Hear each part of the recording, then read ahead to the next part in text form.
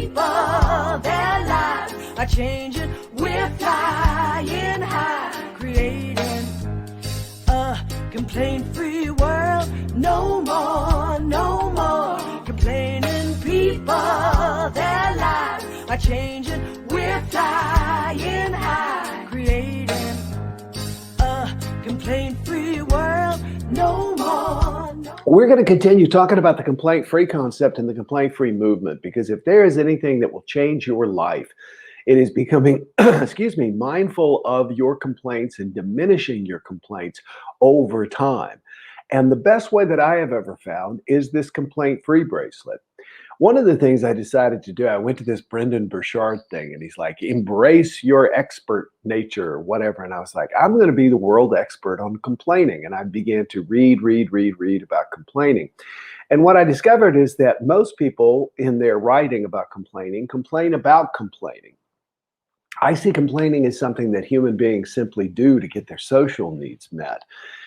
And yet, unfortunately, it's gone wild. Complaining is over the top for most people, and it becomes very hurtful and personal in some cases.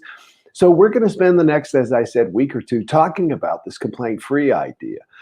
Most of you know that I handed out these complaint-free bracelets. By the way, I'm back on day 2. Yes, I am on, no, day 1. I'm on day 1. Yes, I had a little bit of a pout session yesterday over something that wasn't working, and I realized I'm just complaining. So we handed out these bracelets. Over 14 million people have taken the challenge, and every time you catch yourself complaining, you take the bracelet off your wrist. You simply move it to the other wrist. Your goal is to go 21 days in a row without complaining. Try and go 21 days in a row. You do this over and over and over again until becoming complaint-free becomes a habit. You don't have to use one of our bracelets. You can get one for free right now. You just pay $1 shipping and handling. We also give you 9 videos. But you can use anything. The idea is to hook your mind and your body together so that you become aware. Most people just complain constantly and have no awareness. And this becomes a mindfulness tool. So what is a complaint? I was thinking the other day that complaining is like what the Supreme Court said about obscenity. You know it when you see it. We all know complaining when we see it. We also all know complaining when we feel it. The dictionary defines complaining as to express grief, pain, or discontent. Let me say that again, to express grief, pain, or discontent. So by its nature, a complaint must be spoken. Or articulated in some way. You can type a complaint or you can speak a complaint, but it must be expressed as a communication out loud or to someone. The other day I was doing a speech, and during the Q&A, the person asked the most interesting question. They said, if a person gives you a rolling eyes expression, complains with their face, in other words, are they complaining? And I thought to myself, well, they could be, but in that case, it's up to that person to decide, because they are the ones who know what the meaning is behind their expression. There have been times when my expressions were totally not related to what it is someone had asked me to do. So we need to usually hear or read a complaint for it to be a complaint.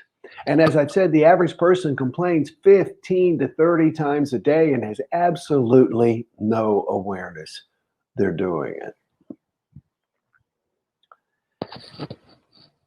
Complaining keeps our focus on the problem. Complaining helps us, or rather is bad for our relationships. It's bad for our health. It's bad for our career. Complaining has a huge impact on the economy. We're going to talk about that tomorrow.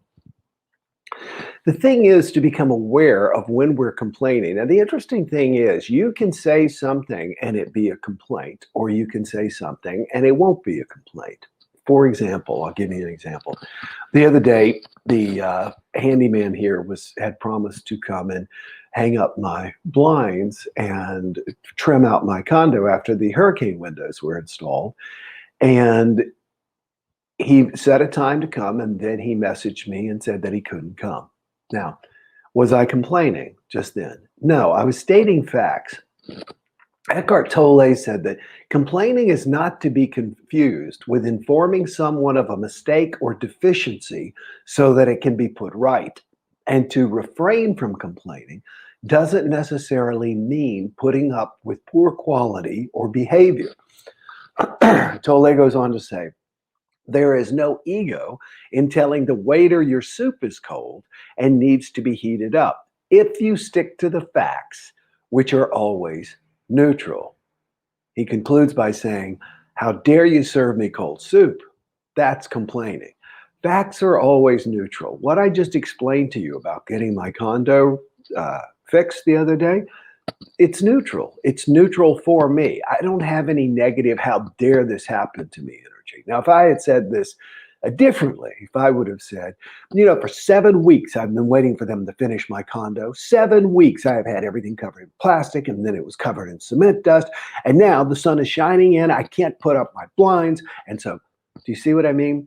It's victim, victim, victim, victim. It's one thing to relate the facts of what's going on in your life, to say, this is challenging. I'm struggling learning this software. I'm struggling dealing with my child. I'm struggling with the fact that my chronic pain is bothering me, whatever, and not complain about it. You can say, and I feel sad about it, or, and I'm angry that I have to deal with this every single day. That's a statement of fact.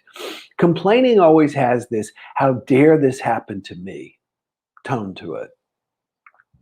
People just seem to, I don't know if people are crazier today or if they're just more on film, but I saw this thing today on Reddit of this woman who just totally violated the airport's policy. She basically pushed her way through a door to get on a plane, and security jumped her. And she lost her mind, just absolutely was screaming about, did you see what he did to me, what he did to me, what he did to me, which is victim, victim, victim, victim. And one of the people standing there said, I saw you try to illegally go through a door that you're not supposed to go through. That's what I saw. And then I saw the officer respond accordingly. And the woman just lost her mind. So complaining always has this, how dare this happen to me? And you can say something and it be totally neutral. And then you can say the exact same thing and it be a complaint simply because it has to do with tone of voice. Tone of voice. That's a hard one. I believe it or not, I'm always really good when I'm here on camera with you, I think. But one-on-one, you get to where you're shorthanding it. You're just talking, and you forget to put that in your voice. My daughter is so great at that, and I've noticed that. It's called lilting speech. When you teach people to speak, actually lilting is when your voice goes up at the end of your sentence. You know what I mean by that? What I'm talking about actually is melody, putting ups and downs in your voice. People feel that you are calm and comfortable and approving of them when there is some melody in your voice, some music in your voice. When you're expressing something to someone that has happened to you, it's okay to have a little bit of melody in your voice to express what happened. Just keep to the facts, which are neutral. The reason we don't want to talk about, the reason we don't want to complain, and the reason we don't want to talk about ourselves as victims is it perpetuates that victim mentality. I spent my life as a victim. I'll be honest with you. I had a lot of things go really, really well in my life. A lot of things. I've had a lot of challenges. Unfortunately, because of my negative upbringing, I focused on the challenges and not the good things, and I constantly complained. And I complained predominantly, as we'll find out later, just to get attention. It's just my way of starting a conversation. It's habitual in a lot of people, and yet it's destructive for all of us. We talked yesterday about this idea that people believe that you need to complain to get it out. And yesterday I was thinking about that because I ran into so many problems. I had created this thing in the software program, and I'd worked for a couple of weeks on it, and it worked. Everything worked. All my links worked. All my ideas worked. Everything worked. And I got my daughter on to show her, and nothing worked. Nothing. And then I was like, doggone it, everything was. I really totally went into that victim thing because I was so set up, so ready, and it worked so hard. Then all of a sudden, nothing worked, and I realized that I'm not immune to this complaining thing either. And I didn't feel any better after having vented. I did not feel any better. The good news was, though, she said, you know what, Dad, I totally understand where you're coming from. I have been so frustrated with stuff I've done. Stuff works, then it doesn't work. So I'm going to help you figure it out. We're going to make sure it works. And she did. Complaining is the victim way of speaking. How dare this happen? Instead of this happened and I'm going to do X about it, something appropriate. I'm going to do this to improve the situation. Complaining about it doesn't do any good. And especially complaining to other people, people who can't do anything. And I always like to, especially when I speak to customer service organizations, which in my opinion, every organization should be somewhat of a customer service organization. And when I speak with them, I want them to understand that if somebody reaches out to them because of an issue related to them or their company, that's not a complaint. It's not a complaint. If you're speaking directly and only to the person who can resolve your issue, that is not a complaint. It is a request for accountability. Let me say that again. It is a request for accountability. When you ask someone, if I get something from Amazon and they send me the wrong thing, or from Kmart or Walmart or whatever mart, and it's the wrong thing, or it's challenged something wrong with it, I can contact them and request accountability. Now, unfortunately, and I learned this from a great book called A Complaint is a Gift. I highly recommend this book. And they talk about how most people are so angry and anxious when they deal with customer service people. Why? Not so much because they expect everything to go perfect, although there is a sense of entitlement here. They are afraid that they're not going to get good treatment from customer service. Why? Because we tend to not get good treatment from most customer service organizations. So when someone calls in, emails, or whatever, they're already thinking, you're not going to help me. You're not going to be helpful. I'm angry at you already because of this presupposition that the person is not going to be helpful. And so they can come across as negative and complaining. So even when you speak directly to the person, if you're coming across as a victim and how dare you do this, you're still complaining.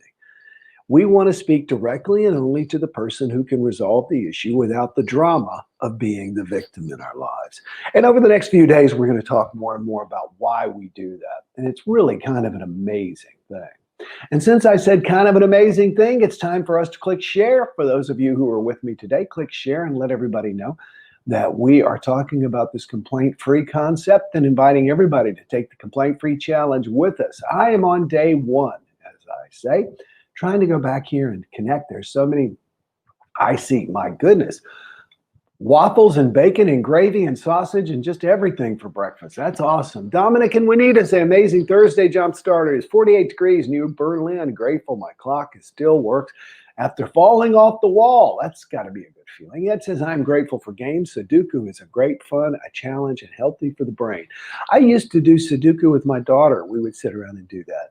Good morning, says Kathy. Grateful for a 7-day vacation in the Keys. I received my bracelet while on vacay. Ready to get rolling on the complaint-free program. Awesome. Welcome to the Keys. We are glad to have you down here.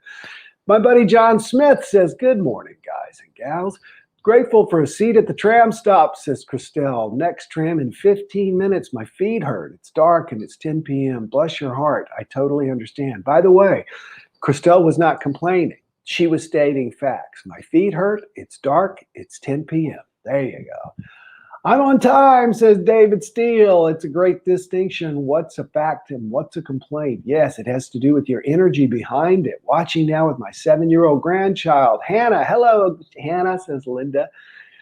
Inflection, make impressions. That's good, like that. Grateful for seeing a beautiful great blue heron at sunset last night. Weren't the sunsets beautiful over the last few days? Musicality of speech, especially if you're not yelling your head off. Yes, based on your focus. Nonstop complaining is a downward spiral. It certainly is. Ann Price says, good morning. Grateful for sunshine as I begin a long day of travels. Where are you headed? Say something positive versus what happens is happening. Exactly. Ann says, complaining versus a request for accountability. Great for reminder. Says can't share button doesn't exist. Once again, we use a software program called StreamYard. And when you see it says that I'm going live, it'll say StreamYard allows StreamYard to access your Facebook account. When you do that, when you say yes, then we get to see who you are and you get to comment. We're very grateful for that. So I want you to be aware today of when you complain, not if you complain, when you complain. When you when you express grief, pain, or discontent, it makes sense. There's the most famous story in my book, A Complaint-Free World, is about when my dog was hit and killed. And that was definitely a time for expressing grief, pain, or discontent. There are certainly times in our lives when it makes sense to express grief, pain, or discontent. However, constantly negatively whining and complaining, it actually drives people away that you want to help you, and it cements you with people who are negative. You attract negative people because like attracts like. Willow says, just what I need this morning. No one has said shared yet. What is going on, my dear friend? That's all right.